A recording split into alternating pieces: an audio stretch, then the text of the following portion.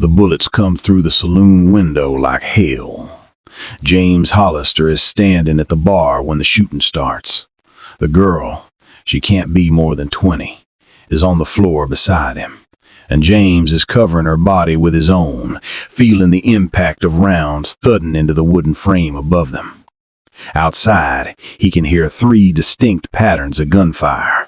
3 separate gangs, 3 different groups of men, all trying to kill this same small, fragile person curled up beneath his chest. "Stay down," James hisses, though she's already paralyzed with fear. The girl's eyes are wide and empty, not with terror, with something worse, with absolute blankness. Like she's looking at the world through frosted glass, seeing everything but understanding nothing. "Who am I?" she whispers, not to him specifically, but to the universe itself. "Why are they trying to kill me?" James doesn't have an answer. The shooting stops as suddenly as it started. Through the broken window, James can see dust settling. He can hear the thunder of hooves, 3 separate directions, 3 separate gangs, retreating, regrouping, planning the next assault. The girl sits up slowly, and James sees blood on her shoulder. Not hers, his. "You're hurt," she says. "It's nothing," James says. "Are you okay?" She looks at her hands like they belong to a stranger. "I don't know who I am. I don't know my name. I don't know why those men want me dead. And I don't know why I trust you." Neither does James. But as she looks at him with eyes that hold no past, no memory, no anchor to anything solid, he realizes he's just made a choice that will define the rest of his life. But before this moment shattered his world, let me take you back to where it all began. James Hollister had built his life on not getting involved. He was 52 years old, with weathered hands and a face that had learned not to show emotion. He'd come to the frontier as a young man, chasing gold like everyone else. He'd found some, not enough to get rich, but enough to retire comfortably to a small ranch outside the town of Redemption. He kept to himself. He didn't join disputes. He didn't take sides in the territorial conflicts that erupted regularly between the various gangs that controlled different regions. He minded his business, fixed his fences, and watched the world from a distance. This life suited him fine. He'd been married once, a long time ago. She wanted a different kind of life, one with more comfort, more society, more of the amenities that the frontier didn't offer. She left. James let her go without argument. He'd realized then that solitude was his nature. His routine was simple. Wait before dawn, coffee on the stove, ride out to check his land, return by evening, sit on the porch and watch the sun bleed into the mountains. Sleep. Repeat. He came into town only when necessary, for supplies, for the occasional drink, for the bare minimum of human contact required to maintain existence. The day the girl appeared, James was doing exactly this. He was at the saloon in Redemption, nursing a whiskey, minding his own business, waiting for the supply wagon to arrive so he could pick up flour and tobacco. That's when she walked in. She was stumbling, like she'd been walking for days without rest. Her dress was torn, her hair was matted, there was a gash on her forehead that had bled dried down to her cheekbone. But it was her eyes that captured James's attention. They held no recognition of anything. They were searching, desperately searching for something solid to anchor to. She made it 2 steps into the saloon before her legs gave out and she collapsed on the floor. The bartender didn't move. The other patrons didn't move. James watched this girl, this stranger, lie on the dirt floor of a frontier saloon with complete indifference surrounding her. He stood up. He walked over. He helped her to a chair. "Water," he said to the bartender, who finally moved. The girl drank desperately, like she'd been without water for days. Maybe she had been. "What's your name?" James asked. She looked at him with those empty eyes. "I don't know," she said. "I don't remember. I don't remember anything." That should have been his moment to stand up and walk away. That should have been when he decided this wasn't his problem. He didn't leave. Instead, he got her a room at the boarding house. He paid for clean clothes. He had the doctor check her wound. A concussion, possibly, the doctor said. Some form of trauma that erased her memory. He fed her. He sat with her while she slept. He asked gentle questions that she couldn't answer because she had no answers to give. And the next morning, the first gang arrived. The men wore the colors of the Caldwell gang, dark hats with a distinctive band, guns worn low and confident. There were 3 of them, led by a man named Pike. Pike was broad-shouldered and scarred, with the kind of face that had seen violence and caused it in equal measure. He came to James's table in the saloon where James was sitting with the girl, whose name they decided to call Sarah because she had to be called something. "That girl," Pike said, not bothering with pleasantries. "She belongs to us." "She don't belong to no one," James said calmly. Pike's hand drifted toward his gun. His companion started to rise, but before anyone could draw, the door to the saloon exploded inward. A second gang poured through the saloon, the Hernandez family, recognizable by their distinctive clothing and the Spanish spoken rapidly between them. There were 6 of them, and they had guns drawn. "The girl is ours," the leader, a woman named Consuelo, said, her voice cutting through the saloon like a blade. "You leave her, Caldwell, or we leave you in pieces." Pike's hand froze above his gun. "You're outnumbered," Consuelo continued, "and we don't mind dying if it means you do too." For a moment I thought violence was inevitable, but Pike was smart enough to understand when he was beaten. He and his men backed toward the door, hands visible. "This ain't over," Pike said, and they left. But Consuelo's victory was short-lived. Before anyone could move, a third group appeared outside the saloon windows, the Northern Syndicate, identified by their uniforms and military precision. There were at least a dozen of them, and they'd surrounded the saloon. "We have the building surrounded," a voice called through the window.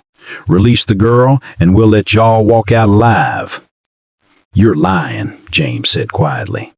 "I know I am," the voice agreed, "but they might believe me." 3 gangs, all of them wanting Sarah, all of them willing to kill to get her. And Sarah, poor lost Sarah with her empty eyes and erased memory, sat at the table between James and Consuelo, trembling. "Why?" she whispered. "Why do they want me? What did I do?" No one could answer her. That was the moment James understood. Whoever Sarah was, whatever she'd done or known, it had made her a target. And the moment he'd helped her, he'd made himself a target too. The standoff lasted for hours. James, Consuelo, Sarah, and the Hernandez gang were trapped inside the saloon. The Caldwell gang had retreated to the outskirts of town. The Northern Syndicate surrounded them with military precision. And in the town itself, people boarded up their homes and stayed off the streets. Consuelo approached James. She was a striking woman, probably in her early 40s, with eyes that had seen as much violence as Pike's, but with something different behind them.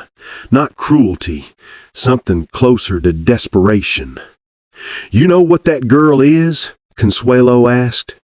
"No," James said, "I don't." "She's valuable," Consuelo said. "The Northern Syndicate has been looking for her for 5 years. The Caldwell gang wants her for the same reason. And we," she paused, searching for words, "we want her because they don't want us to have her." "Why does the Syndicate want her?" James asked. Consuelo gestured to Sarah.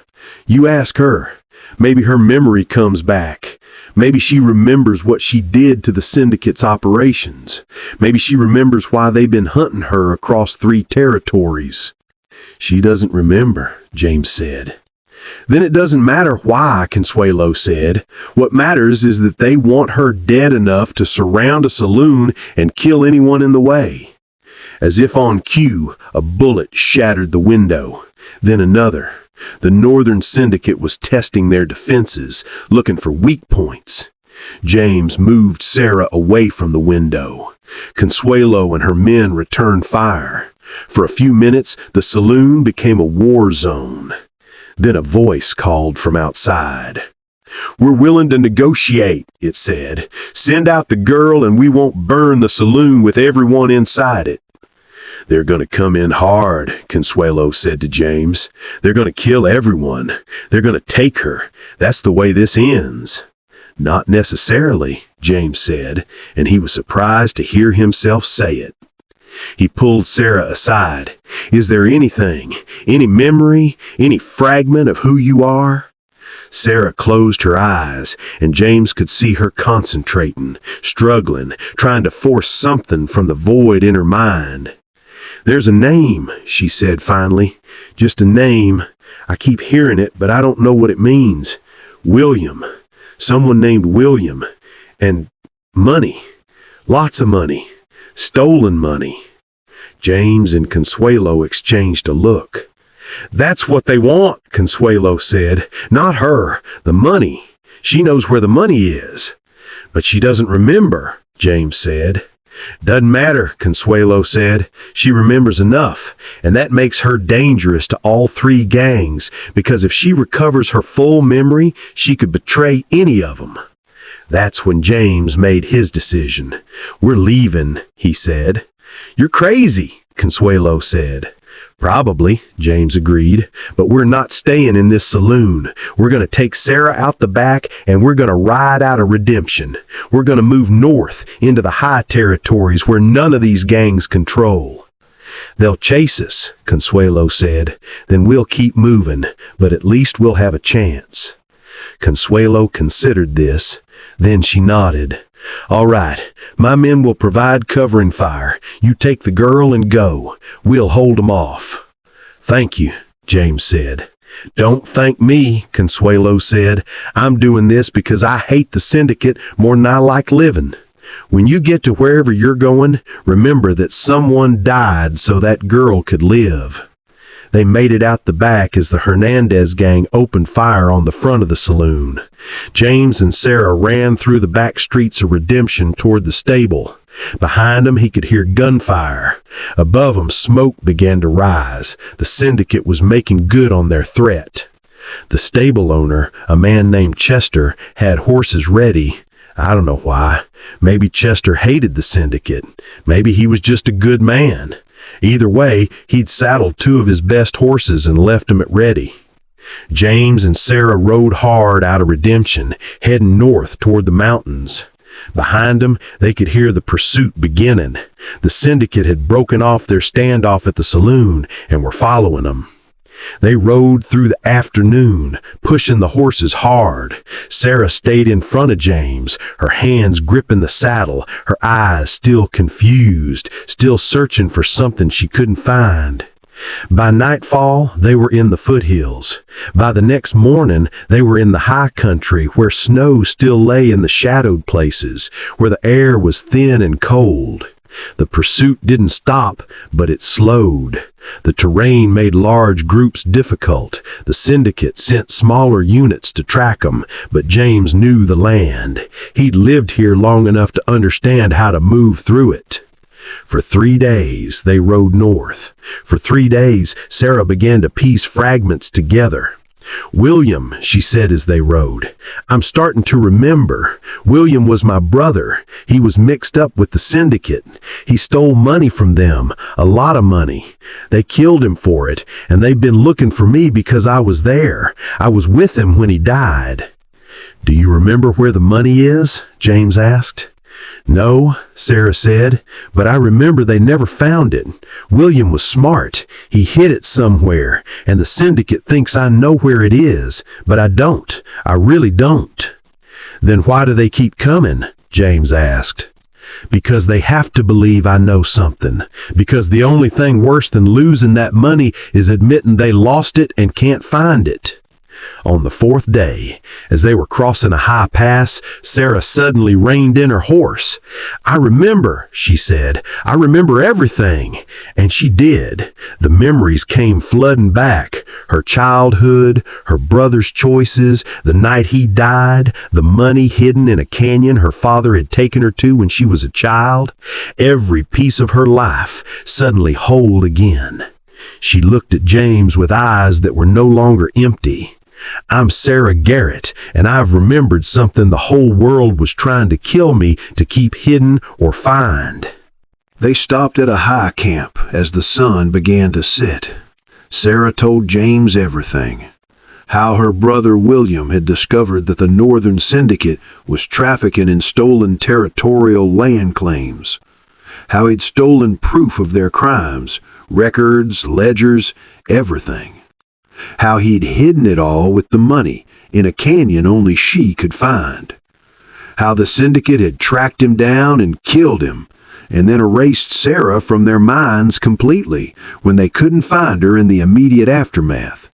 How she'd run and eventually collapsed from a head injury and loss of memory, a blessing that had protected her by making her forgettable. "My memory was my protection," Sarah said. "As long as I didn't remember who I was, I couldn't lead them to the money or the evidence." "And now that you do remember?" James asked. "Now I have a choice. I can take you to the money and the evidence, and we can expose the syndicate. We can go to the territorial capital with proof of what they've done. We can bring them down." "And the cost?" James asked. "The cost is they'll hunt us forever, or until we die, or until they do." James looked at this young woman, Sarah Garrett, with her fully restored memory, with the weight of her brother's death finally on her shoulders. He thought about his life of solitude, about the choice he'd made to involve himself, about the inevitable consequences. "What do you want to do?" he asked. Sarah was quiet for a long time. She looked out at the mountains, at the fading light, at the vast indifference of the frontier. "I want to honor my brother," she said finally. "I want to stop the people who killed him. I want to burn them to ash with the truth." James nodded. He'd expected nothing less. "Then that's what we'll do," he said. And in that moment, he understood why the frontier made men and women capable of extraordinary things. It wasn't because they were braver than other people. It was because the frontier had a way of stripping away everything except the essential question, who are you when everything else is taken away? For James, the answer had always been, I am a man who doesn't get involved. But holding Sarah's hand as she faced down the prospect of a lifetime hunted, he realized he'd been wrong about himself all along. He was a man who, when faced with an innocent person in need, would choose involvement. He would choose risk. He would choose to fight. And perhaps that made him more alive than his lonely years had ever made him. It took 6 months. They rode to the canyon where William had hidden the evidence and the money. They gathered it all, the records, the ledgers, the documentation of the syndicate's crimes, and they rode to the territorial capital. The investigation that followed dismantled the Northern Syndicate. 12 of their leadership were arrested. The territorial governor implemented new protections for land claims. Justice, imperfect but real, was done. The Caldwell gang and the Hernandez family scattered. Their common enemy fell when their common enemy fell. But Sarah's victory came with a cost. The Northern Syndicate, even as they fell, put out contracts on both her and James. For years afterward, they looked over their shoulders, they took different routes, they changed their names and their appearance. They lived the lives of people constantly hunted. But they lived, and they lived together. Sarah stayed with James on his small ranch outside the territories. She helped him tend the land. She helped him build a life that acknowledged danger but didn't surrender to it. On quiet evenings, as the sun set over the mountains, Sarah would tell James about her brother, about the man he'd been, about the choice he'd made to stand against corruption even though it cost him his life. And James would listen, and he would understand that his life of solitude had ended the moment a broken girl walked into a frontier saloon with empty eyes and a desperate need. 3 gangs wanted her dead. In the end, only one small man and one brave woman survived the reckoning. But they survived, and that was enough. Thank you for listening to this tale here on Frontier Love Tools. A girl with no memory appeared, and 3 gangs wanted her dead. But in protecting her, one man discovered who he really was. And in recovering her memory, one woman found the courage to finish what her brother started. This is a story about how a single act of mercy can set in motion the collapse of empires, how the powerless can challenge the powerful, how remembering who we are can save more than just ourselves. If you enjoyed this story, make sure you subscribe to Frontier Love Tools, because out here, every sunset hides another story waiting to be told. Stories of survival, stories of sacrifice, stories of the bonds that connect us across the loneliness of the frontier. We'll see you next time.